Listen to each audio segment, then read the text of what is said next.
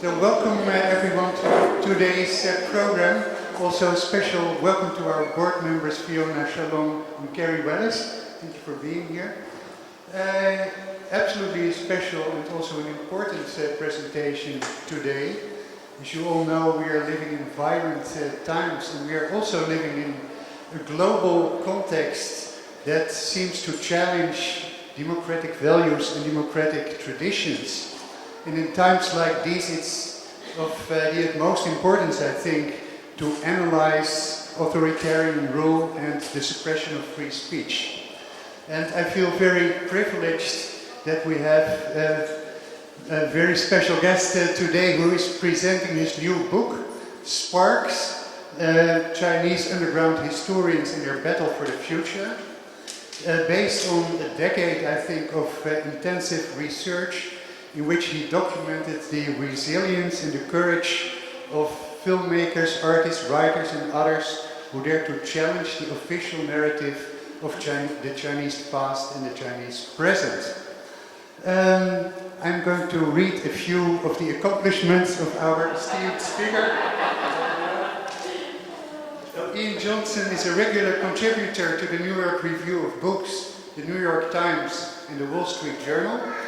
He won the 2001 Pulitzer Prize for his...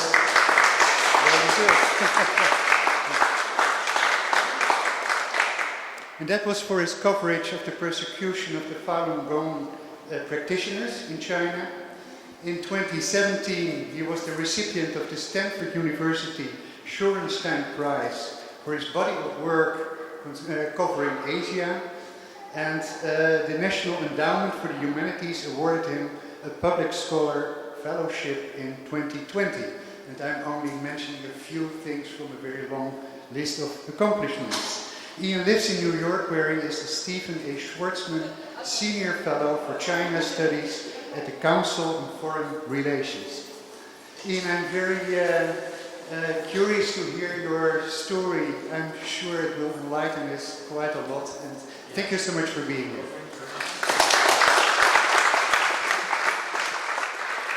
So first of all, just some housekeeping. I have pictures that I'm going to show here. It's a slideshow. It's not directly related to what I'm talking about. This is a backdrop. They are places of memory in China. And as I get through the talk, it'll become clear, and there are also some people who are involved, some of the counter historians and so on. But this is just on each picture is based on 1.5 minutes time, so you can just look at that. If you get bored listening to me, you can look at the picture. If you get bored looking at the picture, you can listen to me, whatever. You know, I feel nowadays you have to have some multimedia function or people will fall asleep. So anyways, and I should say also that the pictures were taken by my wife, who was a photographer with Magnum, the photo agency, and who's also an artist who works with memory and accompanied me on many of the field trips around China. So this is the first set of pictures, are landscape of memory scenes from Daoxian, which is a county in Hunan province where a massacre took place in 1968, which I will read about at the end of my talk. I'll give a short reading from the book. It's especially interesting for me and an honor to be here because I covered the fall of the Berlin Wall in 1989 when I was a young reporter. I was freelancing, I was living in Berlin, and I was freelancing more and more for the Baltimore Sun, and I had a front page article even on the fall of the wall, much to my surprise, because the correspondent at the Baltimore Sun said, I saw something on television, I think something could be happening at the wall, and I'm like, she woke me up, it was like 10 o'clock at night, I was in bed early, even back then I went to bed early, and I'm like, okay, I'm the gopher, so I'll go ahead, and I got a taxi, I went to the Bornholmer Strasse border crossing, and sure enough, there were people coming across, and it was a scene just like at the end of a marathon or something, where there were people lining the sides, clapping, and there were these people sort of dazed, wandering across the border. And so when I saw that this museum had opened here in LA, at the time I was already working on this book, and then I thought, well, this would be an amazing place to present the book, because the people I'm writing about are very influenced by the intellectual movements in Central and Eastern Europe, authors like Kundera, Havel, Solzhenitsyn, and they see themselves as kind of in the tradition of them. In fact, I'll read the opening quote and I'll explain where it came from. It's a quote by Hannah Arendt, and it's quite, I think, it gives you an idea of what the book is about. It says, "Even in the darkest of times, we have the right to expect some illumination, and that such illumination may well come less from theories and concepts than from the uncertain, flickering, and often weak light that some men and women in their lives and their works will kindle under almost all circumstances and shed over the time span that was given them on earth. This conviction is the inarticulate background against which these profiles were drawn. Eyes so used to darkness as ours will hardly be able to tell whether their light was the light of a candle or that of a blazing sun."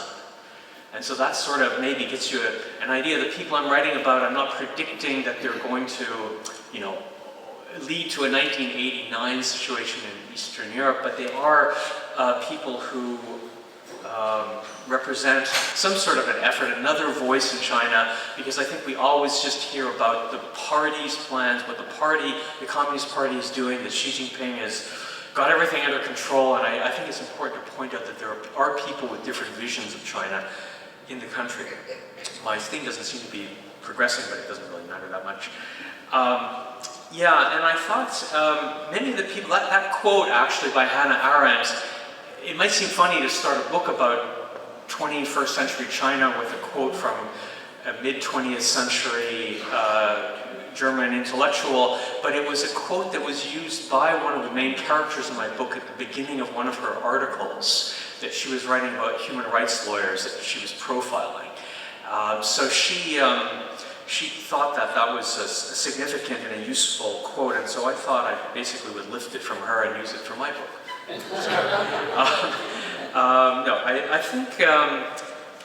I think basically the name of the book is also China's Underground Historians, and maybe I should, I'm going to take the thing off here, I can hold it better.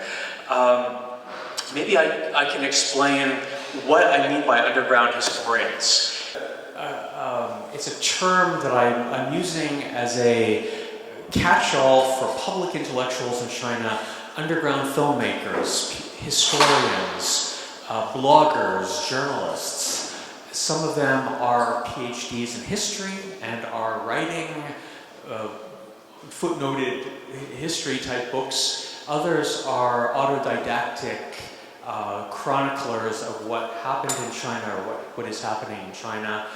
They are not necessarily dissidents, and I wanted to sort of avoid that term in the title because I think dissidents, I'm not sure what your view is, but often I think dissidents is kind of a loaded word, or one tends to think of somebody with a clear political program to challenge the government, maybe somebody on the margins of society, under house arrest or something like that. These people are not necessarily that. Some of them might be on that side of it's a spectrum of people. Some may be more on the margins, but others are not. Many of them have one foot inside the system. They have jobs, they own property, they raise families, they do all the sort of quote-unquote normal things that people might do in a society. Some are university professors, some, as I say, are journalists with state media. Others are artists, novelists. Some are recognized state novelists, but in their spare time and on their own, they pursue this passion for chronicling the entirety of China's experience in the 20th and 21st century, and not just the party's whitewashed version of history. So I use this term, underground historian. I think it also captures the asymmetrical balance that the state is very much dominant. They control so much in China, but there are these people who are still working at it. Why do they do this? They do this because they believe that the Communist Party, its domination of history, has partially led to the authoritarian malaise in China today. China it's obviously run by a very strong authoritarian state, and part of the reason is that the Communist Party has hijacked history. It tells a mythical kind of story about how China, which like a lot of myths and stories has elements of the truth in it, but that China was laid low in the 19th century. There were well-meaning patriots in the 19th century and the early 20th century who tried to save China, but it was only in 1949 when the CCP took power that they were able to save China, put China back on its feet, and put it on the path to prosperity. And again, as I said, there's some elements of truth to that because they did restore China's territorial integrity, etc. And China is now a more prosperous country than it was in the past. However, the corollary of that is that the party should continue to rule China indefinitely into the future. And indeed, Xi Jinping has sort of set himself up to become ruler for life. We don't know his exact intentions, but he's taken off all term limits and has taken an unprecedented third term. It does this by saying that the party's performance has been relatively unblemished over the past 75 years, and therefore it should continue to rule into the future. There's obviously there's really no other source of legitimacy. There are no elections, there's no public opinion polls even that we know of. There must be public opinion polls that the party carries out, but certainly none that are public.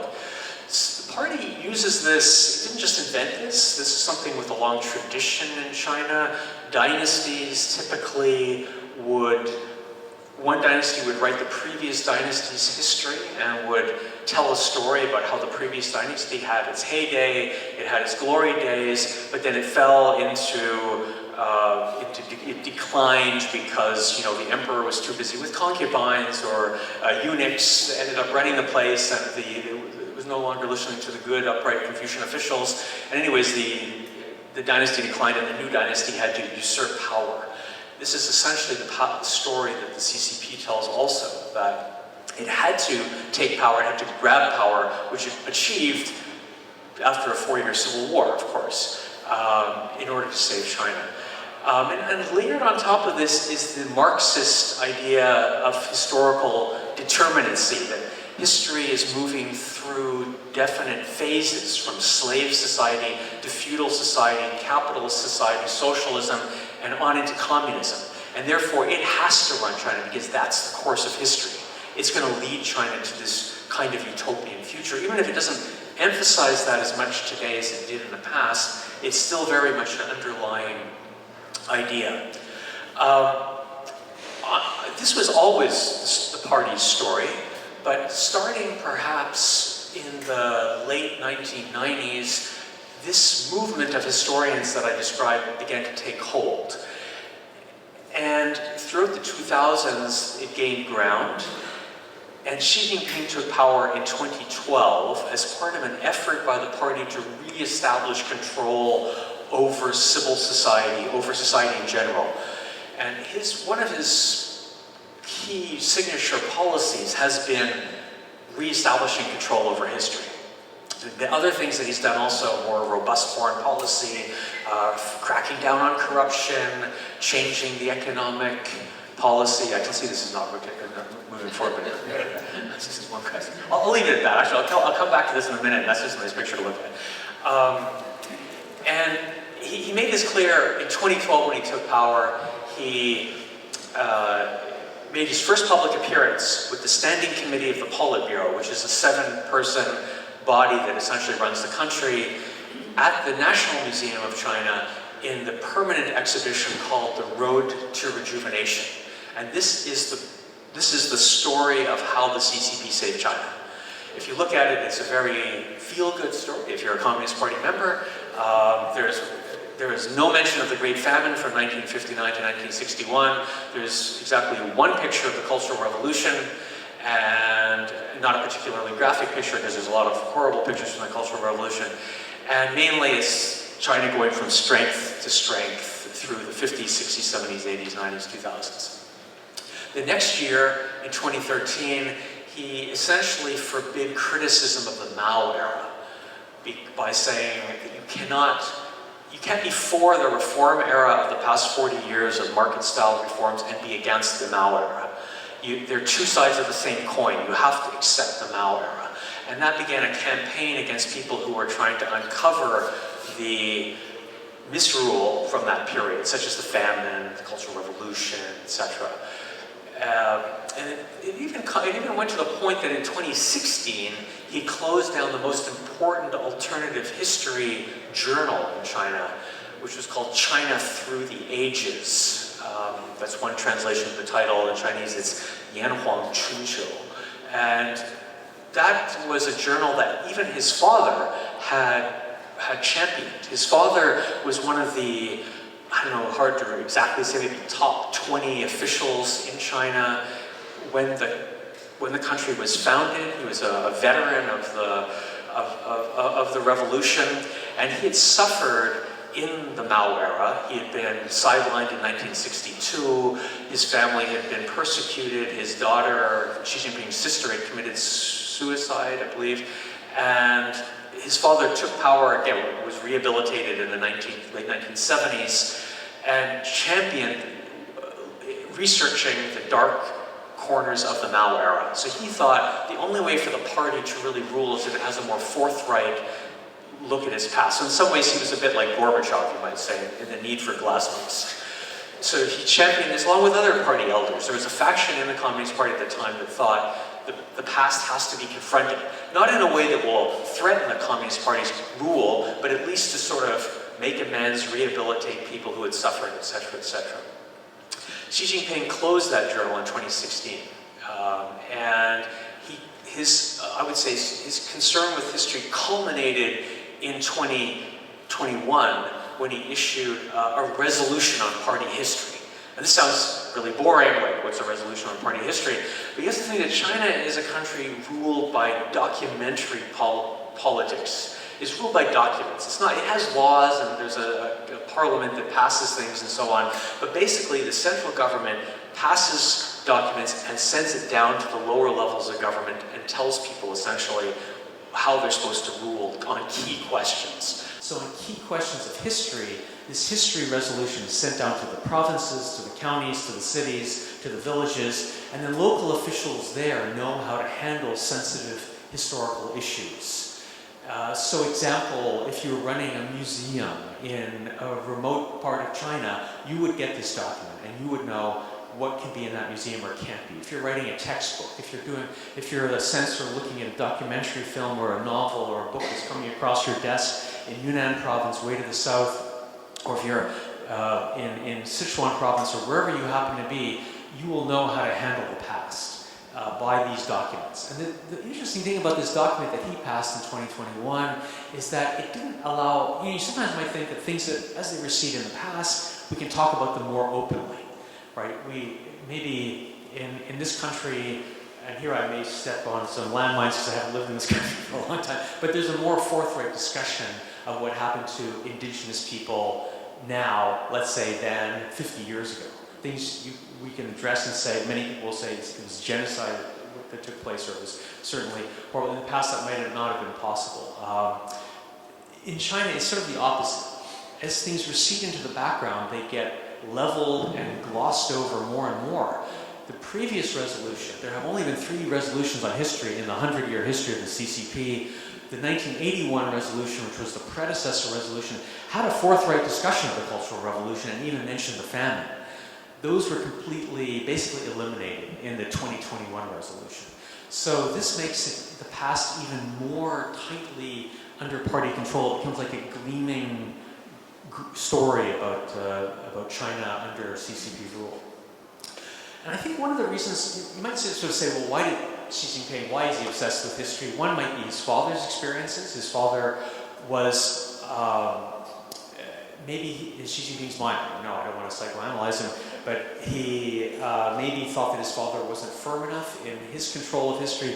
His father was toppled by a historical novel that was written in 1962 that partly glorified Xi Jinping's father, and Mao thought this was a challenge to him and sidelined Xi Jinping just on the basis of this novel. So this novel was so sensitive that Xi Jinping got shunned aside until Mao died. And in the Cultural Revolution, he had to work in a factory and perform manual labor and stuff like that. So I think Xi Jinping saw firsthand history has to be controlled. But another thing, maybe again sort of circling back to a topic that is very much present here in this museum, is the experience of the Soviet Union. I would say almost that Xi is obsessed with the collapse of the Soviet Union. Obviously, Chinese leaders since 1989, 1990 have wondered about the fall of the Iron Curtain and the Soviet Union. Deng Xiaoping, who took power in the late 1970s after Mao died, after 1990, his conclusion was that the economy did in the Soviet Union. The fact that there were lines for bread or vodka or whatever was the reason that the Soviet Union fell.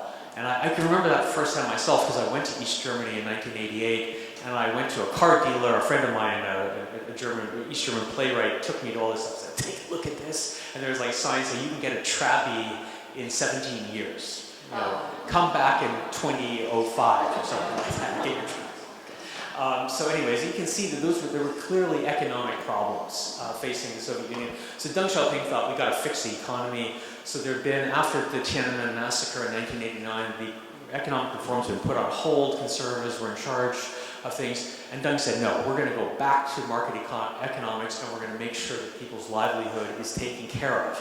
And that was a smart idea because I think in almost any society, if you solve people's livelihood issues, if you think tomorrow's a better day, then that will take the wind out of the sails of a lot of protest movements. So they pursued those market-style reforms throughout the 1990s, 2000s, and up until about 2010. Xi Jinping's conclusion, in which he stated openly on several occasions, is that no, ideology did in the Soviet Union. There was too much glasnost. There was too much exploration of the past. Groups like Memorial, the Soviet-era NGO, later Russian-era NGO that I think won a Nobel Peace Prize, if I'm not mistaken, recently, a year or two ago, Putin closed down. It uncovered the crimes of the Stalin era. Those are the kinds of things that he did not want to see happen. So he said, he had this one speech where he said, at the end of it all, no cadres, Communist Party officials didn't even believe in their ideology anymore. And when the protesters came to the streets, no one was man enough to just say, stop, send in the tanks and end this nonsense once and for all. The Soviet Union is going to continue. That's the way he thought it should have been handled. And instead, it was allowed to collapse. And that's why I think he has this also, as an aside, why he has this sort of personal affinity for Putin. Because he sees Putin as rolling back some of the losses of the Soviet era, and he sees him as a kindred spirit in lionizing the Soviet Union. So these people I'm writing about believe that this is all a huge mistake, that people have to understand the entirety of CCP rule.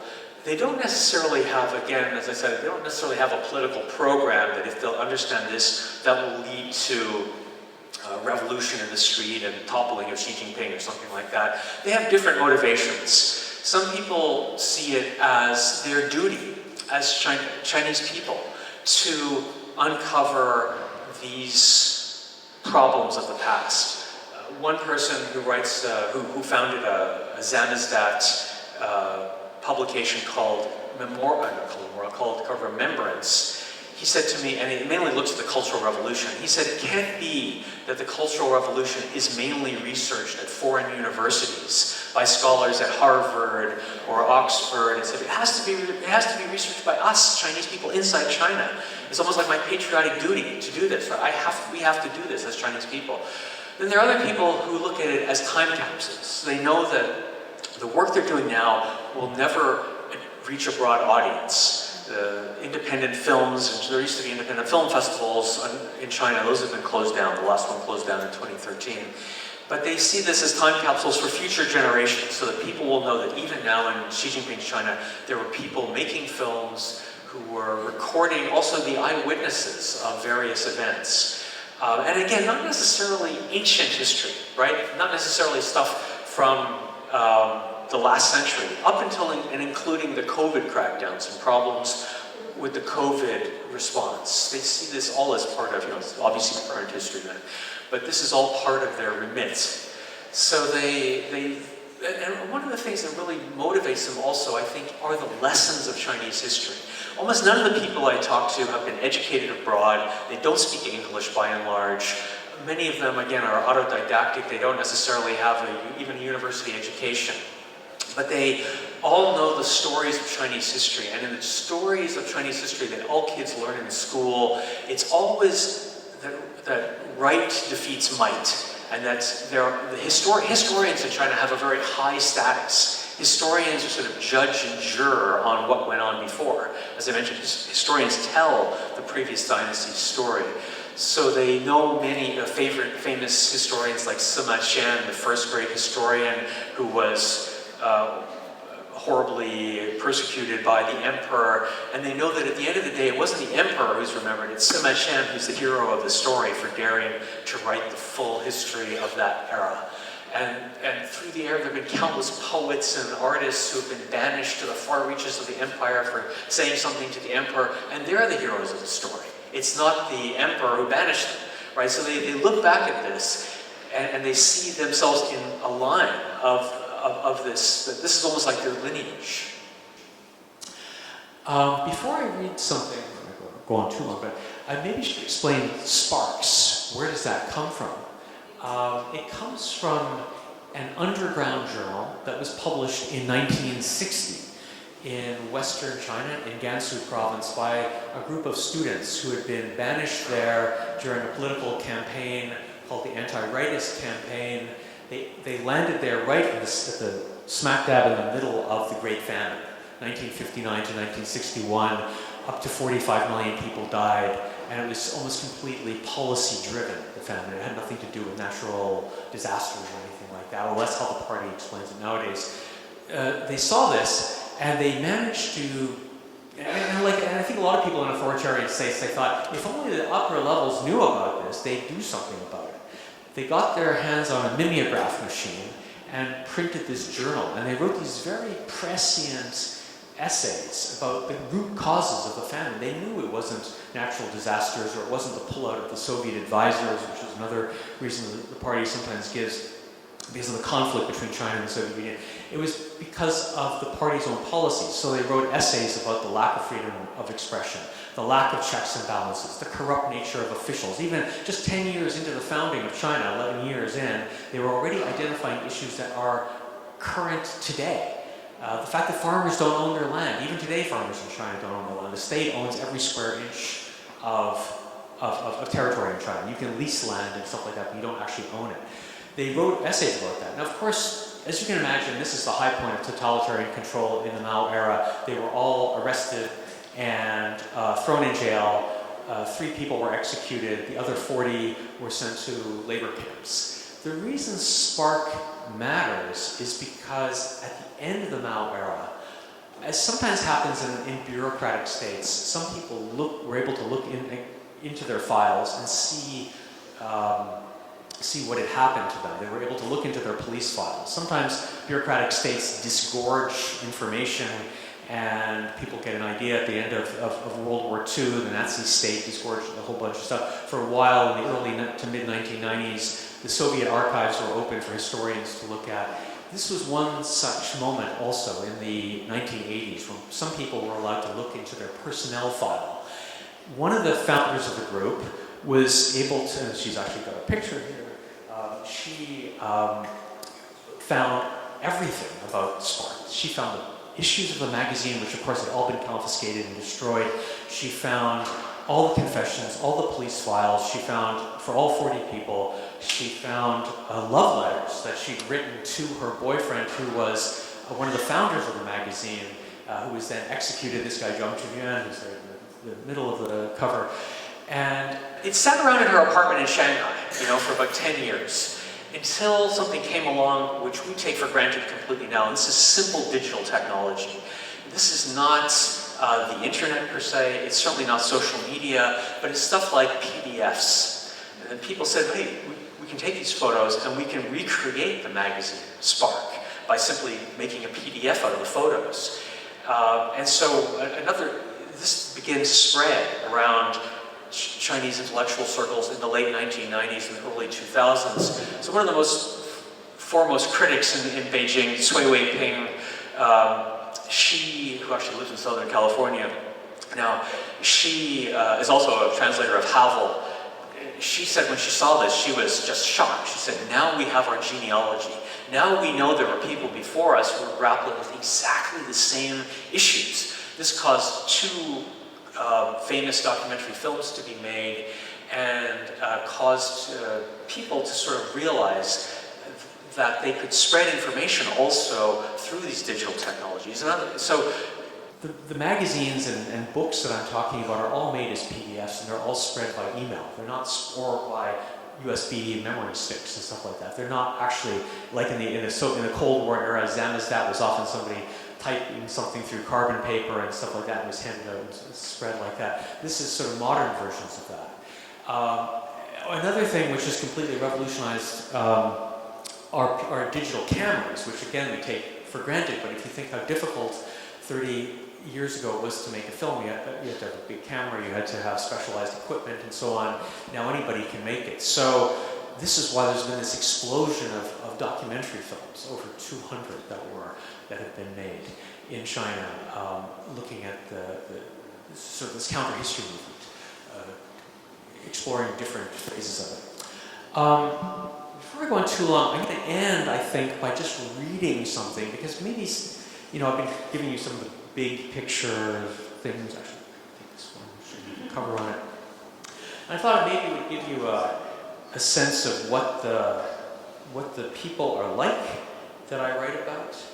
They are a diverse lot, and I'm going to read a short section about a person named Tan He Chung. Tan He Chung uncovered this massacre in Dao County.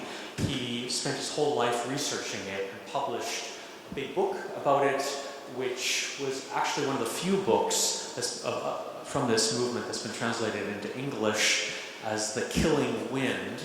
He was, at the time in the 1980s, when he began to uncover it, a young reporter working for state media, and therefore and at that time the government was, as I said early on, after the Cultural Revolution, was trying to make amends. They were trying to investigate some of the worst atrocities. They sent down 1,200 officials to this county to get to the bottom of what happened.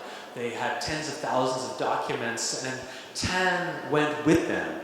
As a member of the state media, he was seen as just essentially another official and got access to everything and everyone. So, let me just start reading. And sorry, there's a couple of words of profanity in here, but Mr. Tan is also a little foul-mouthed, so you'll have to excuse me. It's reality. I could bleep it out if it's going to offend anyone. Cover your ears. Tan was seen as a reliable writer. He had enthusiastically supported Deng Xiaoping's reform policies. Many people had difficult backgrounds in the Mao period, but were now rehabilitated. And Tan was no different. And because the media in China is essentially state-controlled, his presence wasn't unusual. He was part of the system. Down in Dao County, people spoke openly to him about the events. He had complete access to tens of thousands of pages of documents that the officials unearthed. But by the end of 1986, the political tide had turned against accounting for the past. He said, when the first round of interviews was over, the political atmosphere was already darkening. Forces in the party opposed what was called bourgeois liberalization. So my article couldn't be published. And the more time went on, the more impossible it became. It got tighter and tighter. The smart thing to do would have been to drop the project. Tan had a family and needed to think of them. But something about Dao County wouldn't let him rest. He was meant to portray the massacre there as a mistake. If he'd been allowed to publish some of the findings, maybe this is what he would have written. But now that he couldn't publish anything, he was freed of this need to compromise and was faced with a stark choice: drop it or pursue it fully. He chose the latter. because of one horrible realization. Not one of the roughly 9,000 people who had been killed had actually been planning a counter-revolutionary event. It wasn't that some people had been killed unjustly. All of them had. When I understood this, he said, I was heartbroken. I began to realize that the party had a history of violence. Already in 1928, it organized violent peasant revolts that killed masses of people. And land reform was incredibly violent. It was one mass killing after another. All of a sudden, it became clear. There was no justification for what happened. It was just terror. That was when Tan felt his calling. He thought of the survivors, the family members, and the reform-minded officials who had given him information. He had pledged to them that he wasn't doing this for his personal gain, but for all Chinese people's descendants, so that this kind of state-led violence would not happen again. He went back to his editors. They were nice people. One suggested he wait 20 or 30 years. Maybe around 2000 or 2010 it would be possible to publish it, he told Tan, never imagining that things would get even tougher. Tan thanked him, but it was clear that he didn't agree. Word began to get around that he was traveling down to Dao County on his own to do follow-up interviews. By then, Tan had been identified as a troublemaker. He wasn't fired, but was marginalized. Promotions, conferences, and prizes never came his way. He didn't care. You know, he said, I can kiss ass as well as anyone. I'm really good at it. In fact, I'm an excellent ass kisser. I can tell people what they want to hear, and I can write an article any way you want it. But I have a minimum moral standard. I can't turn black into white. Somehow, I just can't do that. So when they said they wouldn't publish it, I thought, okay, that's your problem. But my life had changed. And so I thought, this is it. One way or another, I will publish this. Maybe I'll just read another page and just let you know. Okay. Actually, now it gets even more foul-mouthed, but anyways. When I traveled around Dao County with Tan, it was like being on a slightly manic roller coaster. A boisterous man with soft features, an unruly cowlick. Actually, I have a picture. You can see it.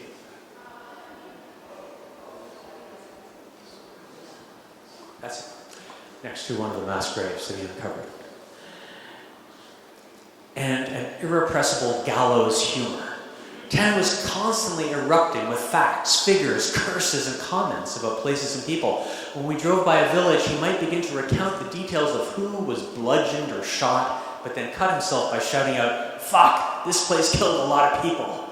In spite of ourselves, we'd start laughing and then decide, should we pass to the next scene of a massacre, or should we stop? Because there were so many, we often drove on, but in a few places, Tan insisted we stop. Actually, in this case, that's the thing where he's... One of those places was Widow's Bridge. In the 18th century, a wealthy widow decided to help people by donating money for the bridge over the Fusha River. We arrived at dusk one early winter's day. The bridge peaceful and quiet, with stands of camphor trees and willows along the banks. Tan had a similarly peaceful feeling when he arrived here in 1986. But then he was shown marks in the balustrade where sabers had bit into the stone after chopping off the victims' heads. As he recounts in his book, rubbing the knife marks made everything around recede into a blur. This shouldn't have been the place where people died. I couldn't keep tears from flowing down my face. His tears were also shed for one of the most notable victims executed here, He Pinzhi, a local teacher whose family had owned a small amount of land before the communist takeover. The family's land holdings had been absurdly small, less than half an acre, with no hired labor and no land rented out. But Mao had mandated that every county have landlords. And so people, like the teacher's family, were declared members of the exploitive landowning class. But this wasn't the only reason that Tan cried at the bridge. The teacher had spent 2 decades trying to toe the line, writing obsequious essays to Communist Party rule and going to his death shouting out his fealty to Chairman Mao. China's literati, Tan wrote, have always aspired to self-improvement and to guiding their country toward peace and prosperity. But ultimately, they've never been anything more than subjects, commoners, and slaves. Now, 30 years after his first visit, we stood there on the bridge talking to one of Teacher He's descendants, Zhou Shenliang. He was born 3 years after the killings and had mixed feelings about discussing the events. His side of the family is related to Zhou Duni, an 11th century Neo-Confucian philosopher who achieved enlightenment while fishing in one of the local rivers. Zhou met us at the bridge because Tan wanted to go over some facts about the killing that day. He asked about Zhou's grandmother's pension. Because Zhou's grandfather was never reckoned to have been unjustly killed, the grandmother never got a proper pension. It was as if her husband had committed suicide. This is typical for most of the victims, who often receive small payments and no recognition of what had happened. Zhou is a pudgy 40-year-old who runs a computer store in the county seat. The government appointed him to a commission to mark the 1000th anniversary of Zhou Duni's birth. He answered all of Tan's questions politely, but seemed ambivalent. I asked him if he felt uncomfortable talking about his family's suffering. It's not just that it's an unfortunate issue, it's that the party hasn't come to a clear decision on this issue. It's still very sensitive. I understood Mr. Zhou's dilemma. Of course, he wanted to clarify the events, but he also wanted to live a life. He had ambitions. He had a family.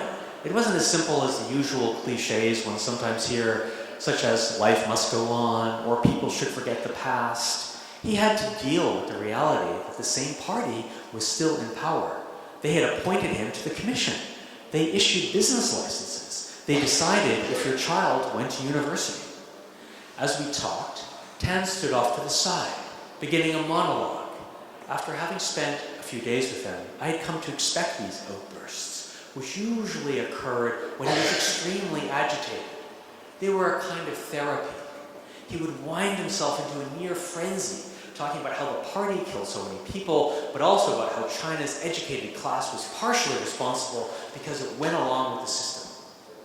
When writing, he used very measured language, but out here on the bridge, he couldn't contain himself. Intellectuals were cowardly. They didn't stand up. They deserved it. The teacher had written a play lauding the party and still had been persecuted. He said, he wrote an ass-kissing script, but was still killed, he said with a loud laugh. And he didn't believe any of what he wrote, but he was still kissing the party's ass, and even so they killed him. Ha! Zhou stood next to me looking glum. To him, Tan was a marvel and a mystery. Zhou's family had suffered, and Tan could explain it all so clearly right in front of you. He had all the facts and figures, he had documents, he had written it down and published it. But Zhou was also concerned that Tan could be arrested. This drive, this passion, it's not normal, he thought. It's not what the system encourages. But Zhou respected it. It moved him. And so he listened, and then after a while, he put his hand on Tan's shoulder, and using an honorific as a sign of genuine respect, he said, "Thank you, Teacher Tan. Coming out here isn't easy. We appreciate it. Our ancestors appreciate it. Our future generations will appreciate it." Tan stopped talking, his eyes wet with tears. He turned to the water and stared at it with incomprehension. 30 years after coming here, he still couldn't understand what had happened.